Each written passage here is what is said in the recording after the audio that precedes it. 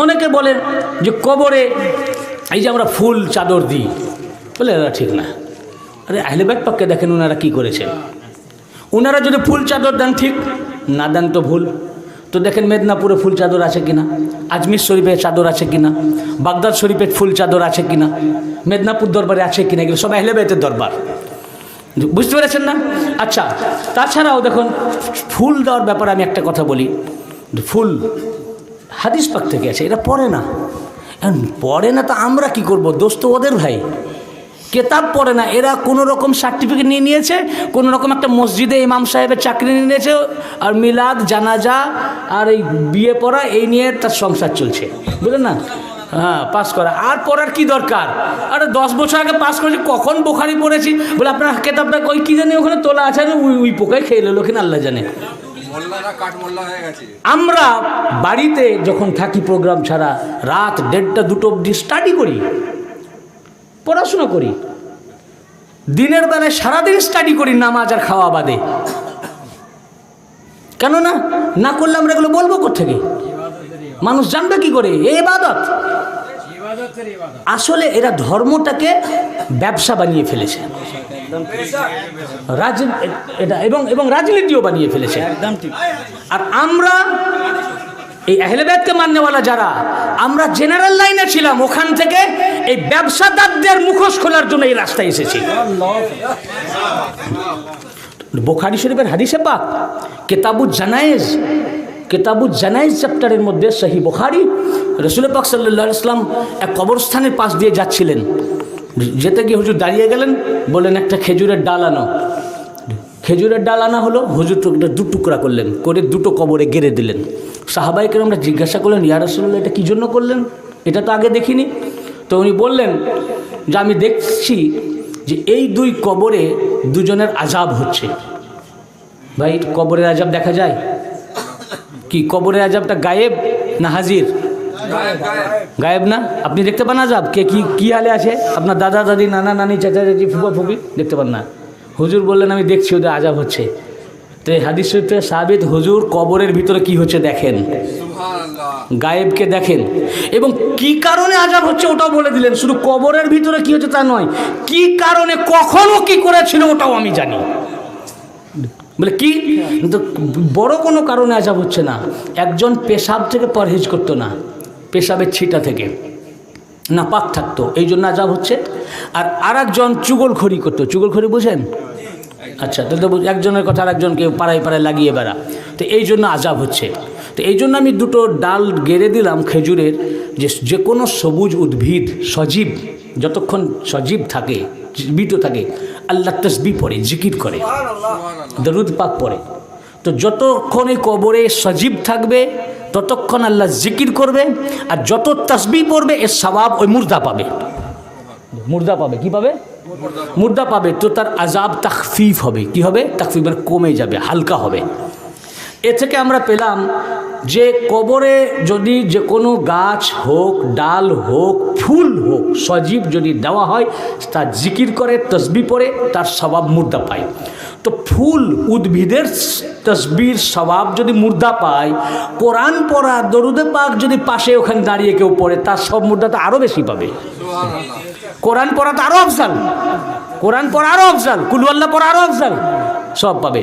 2 নম্বর, ওই ডালটা যতদিন জিকির করবে সওয়াব পাবে এবং আযাব তাখফিফ হবে। এই হাদিস পাক থেকে সাবিত হলো কবরে গাছের ডাল গেড়ে দেওয়া বা ফুল দেওয়া সজীব, যা তসবিহ পড়ে, এটা দেওয়া রাসূল পাকের সুন্নাত, এবং এটা দিলে আযাব তাখফিফ হয়।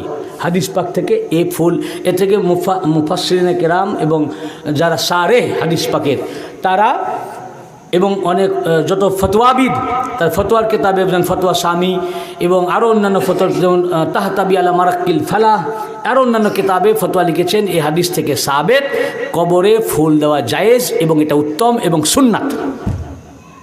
বুঝলেন? চাদর, ফুল আমি একটা দলিল দিলাম, অনেক দলিল আছে। চাদর দেওয়া, চাদরটা দেওয়া সবারই আমরা কবরে দিই না। কবরে দিই কোথায় দিই? অলি আল্লাহর মাজার শরীফে। কেন? উনি আল্লাহর ওলি, উনি সাধারণ কবর থেকে আলাদা, এটা চিহ্নিত করতে আমরা দিই, এবং এটা তাজিমের জন্য। কোরআন পাকে আয়াত পাকে আল্লাহ পাক বলেছেন যে শায়রিল্লাহর তাজিম করো, এবং যারা শায়রিল্লাহর তাজিম করলো আল্লাহ পাক তার ভিতরে তাকওয়া ভরে দেন, ওটা তাকওয়া। শায়রিল্লাহ কি? শায়রিল্লাহ আল্লাহর নিদর্শন। আল্লাহর নিদর্শন কি? ওটাও কোরআনে আছে, ইন্না সাফা ওয়াল মারওয়াতা মিন শায়রিল্লাহ। সাফা এবং মারওয়া আল্লাহর নিদর্শন। সাফা কি? একটা পাহাড়ের নাম, যেমন হিমালয় একটা পাহাড়ের নাম, মারওয়া একটা পাহাড়ের নাম। তো পাহাড় আল্লাহর নিদর্শন হলো কেন? এবং ওই দুটো পার্টিকুলার, কিন্তু বললেন না হিমালয় পাহাড় আল্লাহর নিদর্শন বা আর অন্য কোনো পাহাড় নিদর্শন, ওটা বললেন এই জন্য। কি সম্পর্ক? বিবি হাজারা ওই ইসমাইল আলাইহিস সালামকে কাবা শরীফের পাশে রেখে পানির জন্য একবার সাফা থেকে মারওয়া, মারওয়া থেকে সাফা 7 বার দৌড়াদৌড়ি করেছেন। বিবি হাজারা কোন নবী? বিবি হাজারা নবী ছিলেন? বিবি হাজারা নবী পয়গম্বর? মেয়ে ছিলেন, নবী হয় না। উনি কে ছিলেন? একটা নবীর মা, একটা নবীর বিবি। উনি কে ছিলেন? ওয়ালি। কি ছিলেন? ওয়ালি, ওয়ালি আল্লাহ। মেয়ে ছেলে ওয়ালিও হয়। তো একজন ওয়ালি একটা পাহাড় থেকে আর একটা পাহাড় ছুটাছুটি করার জন্য, ওই পাহাড়ের সাথে একজন ওয়ালির সম্পর্ক আসার জন্য ওই পাহাড় হয়ে গেল নিদর্শন। তো পাহাড় যদি আল্লাহর নিদর্শন হয়, তো যেখানে আল্লাহর ওয়ালি শুয়ে আছেন কবর আল্লাহর নিদর্শন না? ওটাও শায়রিল্লাহ। ওটাও কি? শায়রিল্লাহ। আর এই শায়রিল্লাহ যে তাজিম করলো, ওই তাজিমের জন্য আমরা গিলাপ পাক দিই। এই গিলাপ পাক দেওয়া আদি থেকে বৈধ। যদি এটা নিষেধ হতো তাহলে কাবা শরীফে গিলাপ দেন কেন?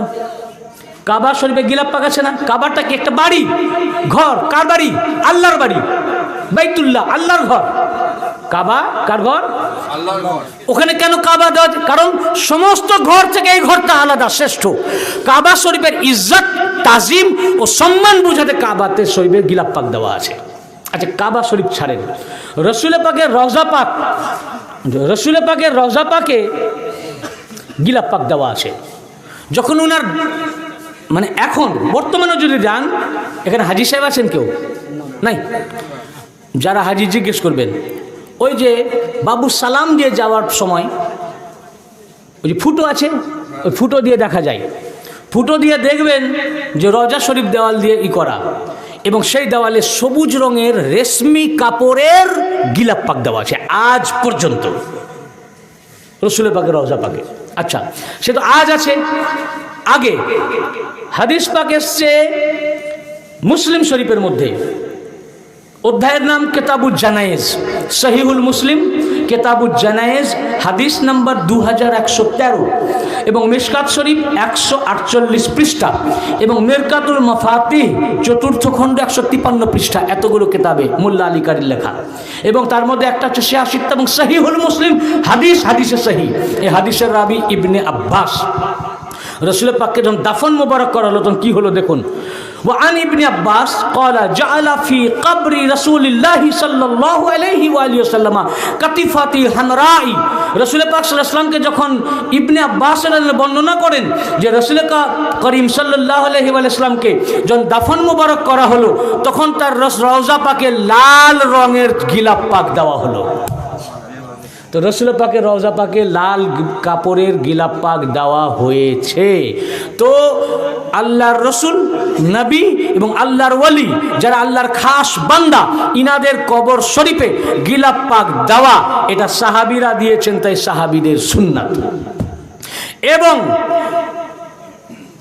মুসান্নাফ ইবনে আব্দুর রাজ্জাক 3য় খণ্ডে বর্ণনা করেছেন হযরতে মুআজ রাদিয়াল্লাহু আনহু, সাদ ইবনে মুআজ রাদিয়াল্লাহু, যখন ওনার বিশাল হলো, রসুল পাক সাল্লাল্লাহু আলাইহি ওয়াসাল্লাম সাহাবীকে নিয়ে গেলেন, কবর শরীফে নামলেন এবং তার কবর কাপড় দিয়ে ঢেকে দিলেন। তো সাহাবী তিনি হয়তো আল্লাহর ওয়ালি ছিলেন, খাস খাস সাহাবীর কবরে রসুল পাকক চাদর দিয়েছেন। তো আল্লাহর ওয়ালির কবরে চাদর চড়ানো এটা হচ্ছে রাসূলুল্লাহর সুন্নাত। তাহলে সাহাবীদের সুন্নাত সাবিত হলো, রসুলের পাকের সুন্নাত সাবিত হলো। এবার দেখুন কোরআনে পাকের তাফসীর। কোরআনে পাক সূরা তাওবা 18 নম্বর আয়াত, 10 পারা, ইন্নামা ইয়ামুরু মাসাজিদাল্লাহ। এই আয়াতের তাফসীরে, এই আয়াতের তাফসীরে, তাফসীরে রুহুল বায়ান, আল্লামা ইসমাইল হাক্কি তা তাফসীরে রুহুল বায়ানের তৃতীয় খণ্ডের 1666 পৃষ্ঠায় বৈরুত লেবানন প্রিন্ট এই কিতাবের তৃতীয় খণ্ডের 166 পৃষ্ঠায় বর্ণনা করেছেন।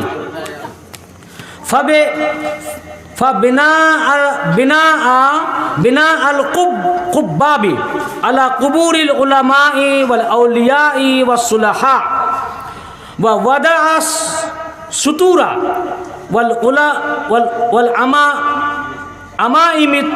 আমাইমিস সিয়াবি আলা কুবুরিহিম আমরুন জাইজুন ইজা কানাল কাসদু বিযালিকা তাযীম ফি আয়ুনিল আম্মাহ হাত্তা লা ইয়াহতাকিরু সাহিবু হাযাল কবর ওয়া কাযা ইকাদু কানাদিলা ওয়াশ-শামঈ ইনদা কুবুরিল আউলিয়া ওয়াস-সালাহা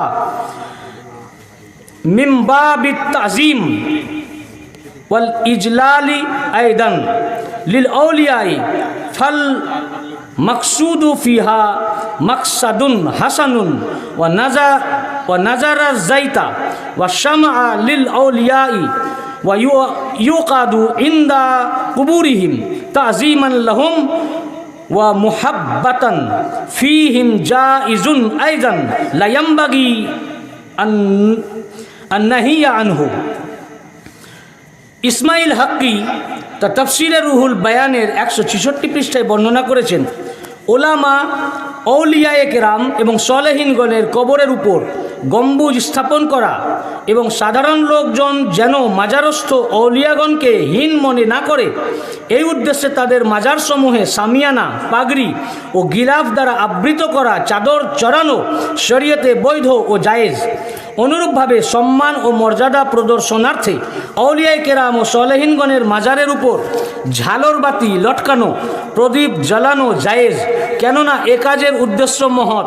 আউলিয়ায়ে কেরামের মাজারে জ্বালানোর উদ্দেশ্যে তৈল ও প্রদীপ মান্যত করাও জায়েজ, কারণ এর উদ্দেশ্য হচ্ছে মাজারের অলিগণের প্রতি সম্মান প্রদর্শন করা ও তাদের প্রতি ভালোবাসার নিদর্শন। এ কাজে নিষেধ করা বা বাধা দেওয়া অনুচিত। তাফসিরে রুহুল বায়ানের মধ্যেও মাজারে চাদর চাপানো, তেল প্রদীপ জ্বালানো, গম্বুজ করা, এগুলো সব কিছু জায়েজ বলা আছে। অতএব আমাদের আউলিয়া আল্লাহ তিনাদের রাস্তায় যা কিছু আমরা করি, সুফিজমের রাস্তা, এটা সঠিক। আর যারা নিষেধ করে এরা অনুচিত কাজ করে। আচ্ছা, এখন রসুল পাক সাল্লাল্লাহু আলাইহি ওয়া সাল্লাম ওনার আহলে বাইত, হুজুর গৌসে পাকের এটা মাস, হুজুর শাহিন শাহ বাগদাদ পাকের মাস। মৌলানা সাহেব আসবেন না? তো হুজুর গৌসে পাক এগুলোকে সব সমর্থন করেছেন এবং আজও বাগদাদ শরীফে গিলাফ পাক চড়ানো হয়। বাগদাদ শরীফেও গিলাফ পাক চড়ানো হয়। রসুল পাকের রওজা পাকে আজও গিলাফ পাক আছে। যদি যে হাজি হোক জিজ্ঞেস করুন যে তুমি ওই ফুটো দিয়ে রসুল পাকের রওজা পাক দেখেছো, জিজ্ঞেস করবেন।